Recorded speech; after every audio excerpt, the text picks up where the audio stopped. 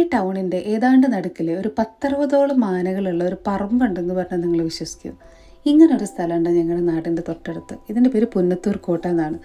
ഇവിടെ ഏതാണ്ട് ഒരു 10-60ഓളം ഇതുപോലത്തെ വലിയ വലിയ കൊമ്പന്മാർ കിടന്നും ഉറങ്ങിയും ഉണ്ടും സന്തോഷമായിട്ട് ജീവിക്കുന്നുണ്ട്. ഈ പറമ്പ് പണ്ട് ഈ നാട് ഭരിച്ചായിരുന്നു ഒരു ചെറിയ ലോക്കൽ നാട്ടുരാജാവിൻ്റെ എന്ന് പറയപ്പെടുന്നു. ഇപ്പം അത് ദേവസ്വത്തിൻ്റെ കയ്യിലാണ്. നമ്മൾ ഇവന്മാരെയൊക്കെ കാണാൻ നമുക്ക് ഭക്ഷണമൊന്നും കൊടുക്കാനൊന്നും പറ്റില്ല, തൊടാനൊന്നും പറ്റില്ല. കുറച്ച് പേര് മാത്രമേ എല്ലാവർക്കും കാണാവുന്ന സ്ഥലത്തുള്ളൂ. ബാക്കിയുള്ള കുറേ കുറുമ്പന്മാരും പ്രഗ്നൻ്റ് ആയിട്ടുള്ള ആനകളും കുഞ്ഞാനകളും ഒക്കെ വേറൊരു സൈഡിലാണ്. അവരെ നമുക്ക് അങ്ങനെ പോയിട്ട് എളുപ്പം കാണാനൊന്നും പറ്റില്ല.